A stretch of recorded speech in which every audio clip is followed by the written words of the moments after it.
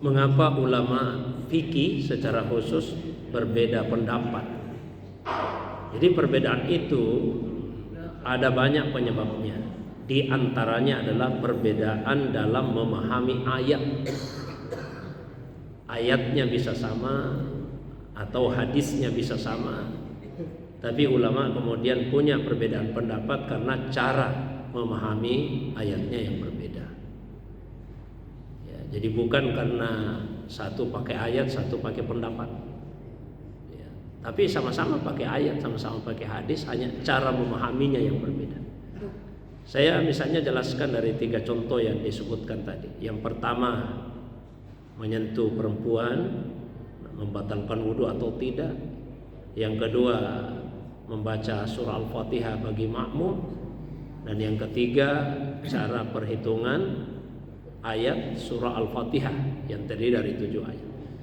Yang pertama tentang hukum menyentuh perempuan, apakah membatalkan wudhu atau tidak.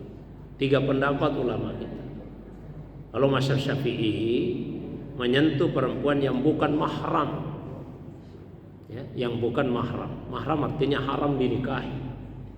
Jadi menyentuh perempuan yang bukan mahram itu membatalkan wudhu secara mutlak. Kalau disentuh secara langsung kulit dengan kulit, termasuk istri. Yang tidak membatalkan itu yang mahram, ya, secara asal, seperti ibu, saudara perempuan, anak perempuan dan seterusnya. Kalau istri kan awalnya bukan istri, Pak, tidak langsung jadi istri. Tidak ada juga jaminan jadi istri terus. Beda ibu. Begitu seorang perempuan melahirkan anak di hari itu, perempuan itu adalah ibu bagi laki-laki itu. Dan sampai kapanpun tetap jadi ibunya. Atau sebaliknya kita laki-laki, Pak, begitu istri kita melahirkan seorang anak perempuan, di hari itu dia adalah anak perempuan kita. Dan sampai kapanpun dia anak perempuan kita. Tapi kalau istri kan tidak begitu. Awalnya bukan istri, dinikahi lalu jadi istri. Tidak ada juga ada juga kemungkinan nanti bukan istri lagi, ya kan, seperti itu. Jadi membatalkan wudhu dalam mazhab Syafi'i. Beda dengan mazhab Hanafiyah yang mengatakan tidak membatalkan wudhu secara mutlak. Secara mutlak itu maksudnya apa? Mau pakai syahwat, tidak pakai syahwat, tidak batal. Imam Ahmad, Imam Malik merinci. Kalau Imam Malik, Imam Ahmad, batal itu kalau pakai syahwat.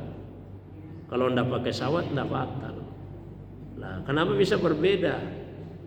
Misalnya di Al-Quran disebutkan kan, penggalannya di Al-Maidah ayat yang ke-6, aula mastumun nisa, aula mastumun nisa, atau kalian bersentuhan, saling menyentuh dengan an-nisa. Lalu Imam Syafi'i memahami di situ perempuan secara umum, dan menyentuh dipahami secara zahir, menyentuh kulit dengan kulit. Imam Abu Hanifah memahami nisa dalam ayat itu bukan perempuan secara umum, tapi beliau memahami nisa di situ istri, karena sering Al-Quran menggunakan kata nisa yang dimaksud istri. Wa atun nisa saduqatihinna nihla, berikanlah kepada perempuan itu mahar sebagai pemberian dengan penuh kerelaan hati. Perempuan siapa yang dimaksud di situ? Istri, karena istri yang dikasih mahar. Ar-rijalu qawwamuna 'alan nisa, laki-laki pemimpin bagi perempuan. Laki-laki siapa yang dimaksud? Suami. Perempuan siapa yang dimaksud? Istri. Jadi Imam Abu Hanifah pakai ayat yang sama, tapi pemahaman beda. Dia pahami, oh di situ an-nisa istri. Dan yang dimaksud di situ saling menyentuh, bukan menyentuh kulit dengan kulit, tapi yang dimaksud adalah hubungan seksual suami istri. Cuma Quran bahasanya halus, maka pakailah kata lamastum. Lain lagi dengan Imam Malik, Imam Ahmad. Dikaitkan misalnya dengan hadis bahwa pernah Aisyah radhiyallahu anha bercerita, Nabi pernah mencium beliau, bukan sekedar disentuh, tapi mencium Aisyah. Kemudian berwudu, kemudian tidak berwudu, langsung salat. Oh, berarti tidak batal ini wudunya. Bukan disentuh lagi, dicium. Mungkin timbul pertanyaan, apa Imam Syafi'i tidak melihat hadis ini? Ya beliau juga tahu, ahli hadis juga. Tapi beliau memahami itu khusus berlaku bagi Nabi, umatnya tidak. Apa ya?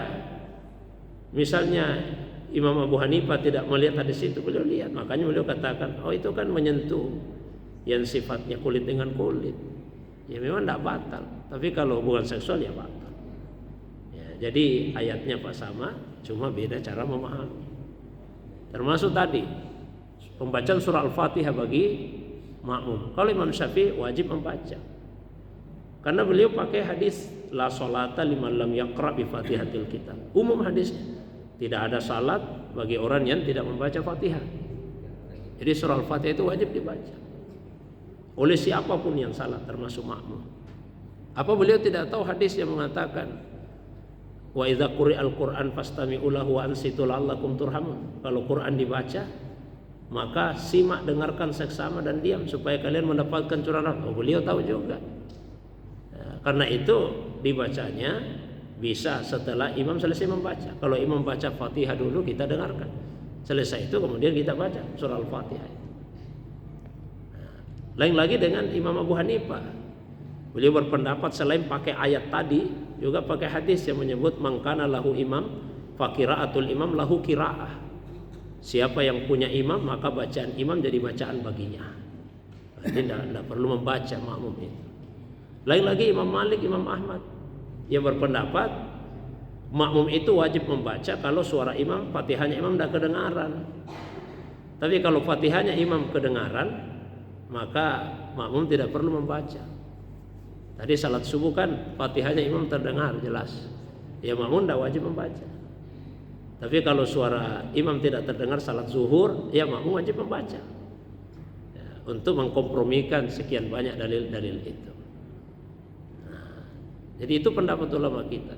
Biasanya kalau dijelaskan begini, kadang-kadang ada jamaah yang lanjutkan pertanyaannya.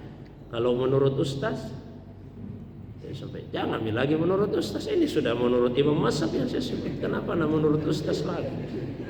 Sudah saya sebut Imam Syafi'i, Imam Abu Hanifah, Imam Malik, Imam Ahmad. Jangan lagi menurut ustaz. Ini benar betul. Dengan alasannya lagi, Pak. Nah, coba kita cerna itu alasannya, kita ikuti. Ya. Ada namanya prinsip kehati-hatian. Nah, selain prinsip tentu kalau kita punya kapasitas ilmu, memilih yang dipandang kuat. Tidak punya kapasitas ilmu, ikuti ulama yang kita pandang memiliki itu. Yang tidak punya lagi ya kita pilih yang hati-hati. Artinya yang mengatakan Pak tidak batal wudu, tidak melarang juga kalau kita berwudu. Katakanlah Imam Abu Hanifah yang berpendapat tidak batal wudu kalau bersentuhan dengan perempuan. Tapi beliau juga tidak mengatakan tidak boleh wudu atau dilarang. Jadi kehati-hatiannya ya sudah, kalau menyentuh karena ini berbeda pendapat, pergi saja wudu selama tidak menyusahkan. Ada kaidah itu yang disebut al-khuruj anil khilafi aula. Keluar dari perbedaan pendapat itu yang lebih utama. Jadi kalau kita bisa keluar dari perbedaan pendapat ulama, maka itu yang lebih utama. Nah, yang ketiga tadi, ya, di Al-Quran disebut walaqad atainaka sab'an minal masani. Kami telah memberikan kepadamu sab'an minal masani, tujuh yang masani. Masani dari kata masna dua. 7 yang dua-dua. Maksudnya apa 7 yang dua-dua? Dua-dua itu saya berulang-ulang. Sehingga ulama sepakat bahwa surah Al-Fatihah itu jumlah ayatnya 7, tapi cara hitungnya beda. Kalau yang memasukkan Bismillahirrahmanirrahim sebagai bagian dari surah Al-Fatihah, itu ayat pertamanya. Cara hitungnya populer ya, seperti di mushaf. Bagi yang tidak memasukkan Bismillahirrahmanirrahim sebagai ayat yang pertama, apa ayatnya berkurang jadi 6? Tidak. Karena yang dihitung sebagai ayat yang ke-7 oleh ulama yang memasukkan yang memasukkan basmalah, itu kemudian dipenggal. Jadi penggalannya seperti apa? Siratal ladzina an'amta alaihim. Nah, berhenti sampai di situ. Jadi ayat yang ke-6. Nanti ayat yang ke-7-nya ghairil maghdubi alaihim waladdallin. Itu ayat yang ke-7. Jadi tetap jumlah ayatnya 7.